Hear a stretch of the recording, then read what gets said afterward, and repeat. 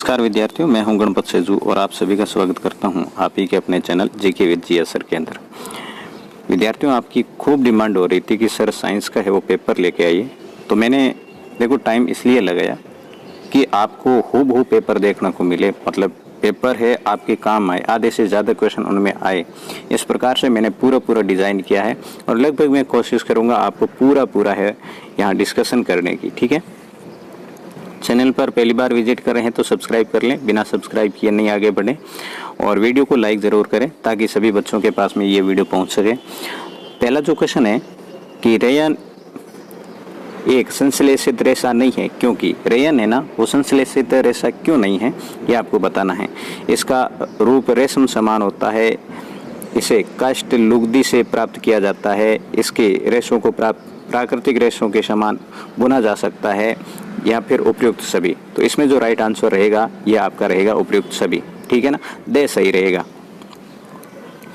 Second जो प्रश्न है आपके कि निम्नलिखित में से कौन सा कथन है वो सही है। कौन सा जो कथन है ना वो सही है, सभी धात्विक तंत्र होती है या फिर सभी अधात्विक तंत्र होती है, सामान्यतः धात्विक तंत्र होती है या कुछ धात्विक तंत्र होती है। तो इसमें जो राइट आंसर रहेगा आपका वो रहेगा कि सभी जो धातुएं होती है वो तंत्र होती है। ठीक है, फिर अगला जो क्वेश्चन है आपके सामने कि एक टेढ़ बॉल जिस प्रकार प्रक्रिया द्वारा वयस्क में विकसित होता है वे हैं निषेचन, कायांतरण, रोपण या मुकुदन।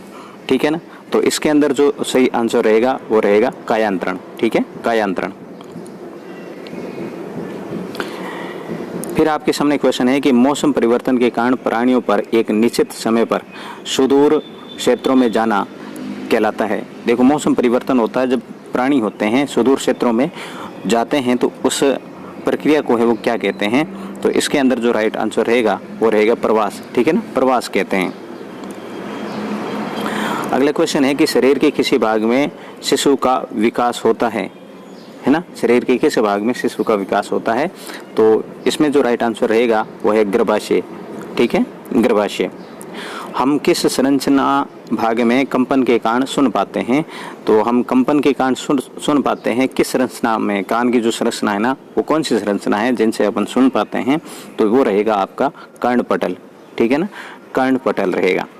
तो विद्यार्थियों में आपसे फिर से एक रिक्वेस्ट करूंगा कि आपने इस चैनल को सब्सक्राइब नहीं है तो सब्सक्राइब करें, अपने सभी दोस्तों के साथ में शेयर करें, शेयर जरूर करें। देखो आप शेयर जरूर नहीं करते हो, अपने दोस्तों को भी ये लाभ मिलना चाहिए ताकि मेरा जो मेहनत है सभी विद्यार्थियों तक है वो पहुँच सके।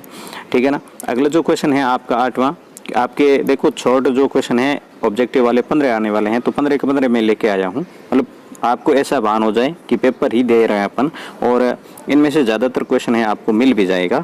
लोहे को संधारण जंग लगने से बचाने के लिए लोहे पर किसकी परत है निक्षेपित की जाती है। तो इसमें जो राइट आंसर रहेगा वो रहेगा आपके जिंक की परत है लोहे पर लगाएंगे तो क्या नहीं लगेगा, जंग नहीं लगेगा। फिर अगला क्वेश्चन है कि ब्रेल लिपि के जनक कौन है।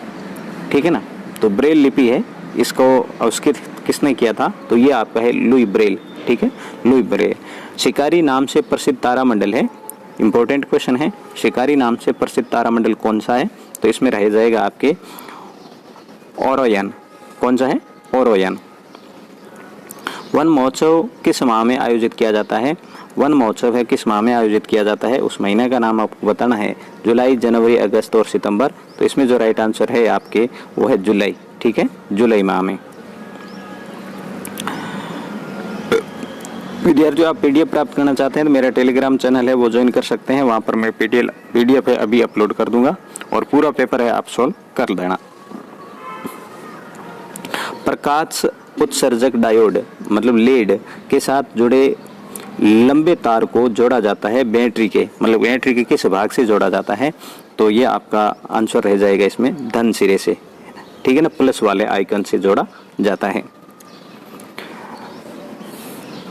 फिर है जनवरी 2001 को भारत के किस क्षेत्र में बड़ा भूकंप आया था और वे क्षेत्र था, जिस क्षेत्र में बड़ा भूकंप आया वो क्षेत्र कौन सा था। तो यह गुजरात के भुज में। ठीक है, गुजरात के भुज में। निम्नलिखित में से कोई गैस पौधागर गैस नहीं है, इनमें से कौन सी गैस है वो पौधागर गैस नहीं है, ये आपको बताना है। तो इसमें जो राइट आंसर रह जाएगा वो रहेगा सल्फर डाइऑक्साइड। ठीक है, सल्फर डाइऑक्साइड। देखो इस वीडियो को ज़्यादातर पहुंचाना, मैं अगला वीडियो है आपके डायग्राम से संबंधित लेके आऊँगा। इंपॉर्टेंट जो भी डायग्राम है वो आपके अपलोड हो जाएगा अभी जल्दी। फसल उत्पादन के दौरान मिट्टी में पोषक तत्वों के स्तर को बनाए रखने के लिए क्या मिलाते हैं? तो मिट्टी के अंदर क्या मिलाते हैं? खाद को मिलाते हैं। फिर आपका है 15 नंबर क्वेश्चन कि किसी भूकंप की शक्ति के परिमाप को पर व्यक्त किया जाता है। उसके भूकंप की जो शक्ति का परिमाप है उसे किस पर व्यक्त किया जाता है? तो यह है आपका रिक्टर पैमाना। ठीक है, रिक्टर पैमाने पर व्यक्त किया जाता है। अब 15 क्वेश्चन तो ये हो गया, और अब आपके साथ है वो ब्लैंक वाले, फिल इन द ब्लैंक वाले, मतलब रिक्त स्थानों की पूर्ति करो, इस प्रकार की क्वेश्चन आएगा। तो यहाँ पर खाली जगह धातु नरम होते हैं और उन्हें चाकू से काटा जा सकता है। कौन से धातु नरम और होते हैं जिन्हें चाकू से काटा जाता है? तो यहाँ आपका आंसर रहेगा सोडियम। ठीक है, सोडियम, और फिर है पोटेशियम। मैं यहाँ लिख देता हूँ पोटेशियम।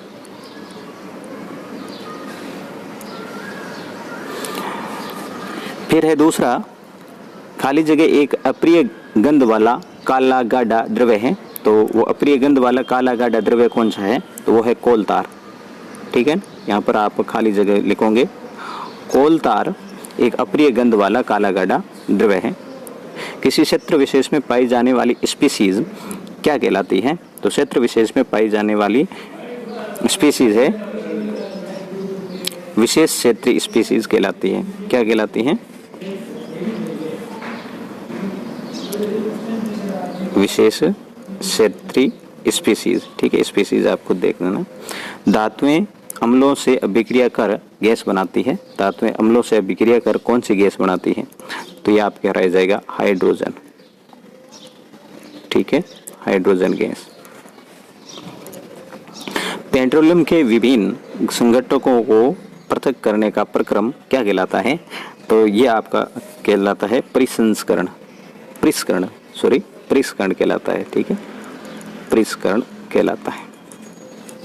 जैव विविधता के कारण संरक्षण के उद्देश्य से क्षेत्र बनाए जाते हैं। कौन से क्षेत्र बनाए जाते हैं? तो जैव मंडल आरक्षित क्षेत्र बनाए जाते हैं। जैव मंडल आरक्षित क्षेत्र।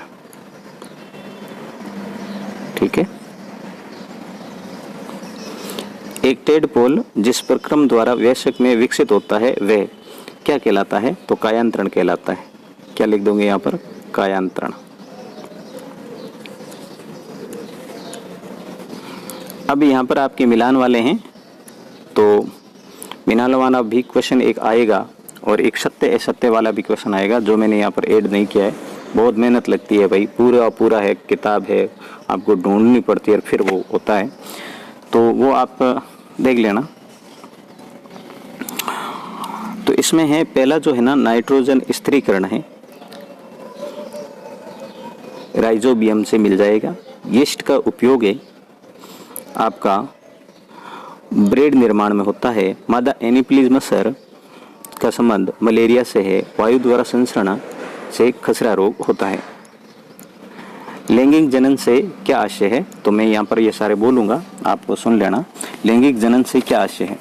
तो नर तथा मादा युग्मक के संलयन द्वारा संतान उत्पन्न करने की जो प्रक्रिया होती है उसे लैंगिक जनन कहा जाता है। क्या? सुन ले फिर। नर तथा मादा, ठीक है, नर तथा मादा युग्मक के संलयन ऐसे लिखेंगे, संलयन द्वारा संतान उत्पन्न करने की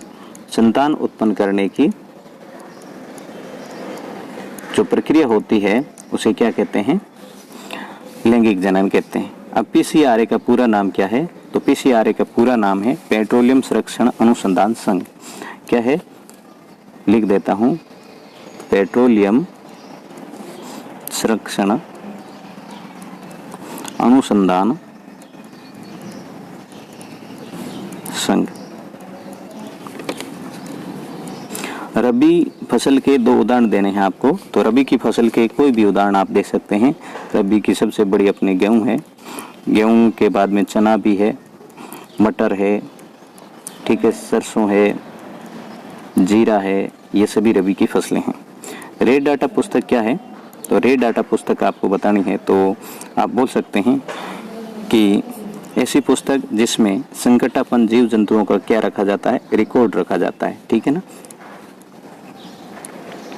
फिर आवर्ती का मात्रक है, तो आवर्ती का मात्रक होता है हर्ट्ज। क्या होता है? हर्ट्ज, ये होता है। आगे वाले क्वेश्चन है विद्यार्थी बहुत बड़े बड़े हैं, जो संभव होगा मैं यहाँ पर आपको बताऊंगा। खाद्य पदार्थों का संचयन करने हेतु प्लास्टिक पात्रों के उपयोग के 3 लाभ बताने हैं, तो ये आप अपनी पुस्तक में से खोज कर जरूर पढ़ लेना। नाइट्रोजन का चित्र बनाइए, तो यहाँ पर नाइट्रोजन का चित्र आपको बनाना है, तो ये आपका नाइट्रोजन का चित्र है, इसको ढंग से देख लें, ठीक है। तो ये है नाइट्रोजन का चित्र है, इसको आप याद करके जाओगे पूरी तरह से। मैंने देखो नेट से लिया है, मेरे पास अभी बुक नहीं थी, तो आपकी बुक के अंदर अलग है तो वो याद करना है नाइट्रोजन वाला।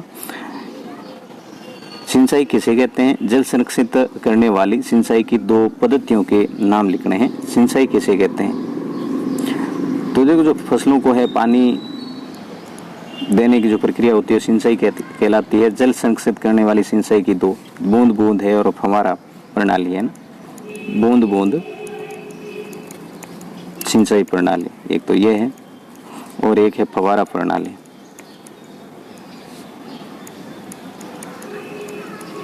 ये दोनों प्रणाली आपके संबंधित है। क्या आकाश में तारे गति करते हैं? व्याख्या कीजिए। ये प्रश्न भी इम्पोर्टेंट है, तो इसको आप याद करोगे।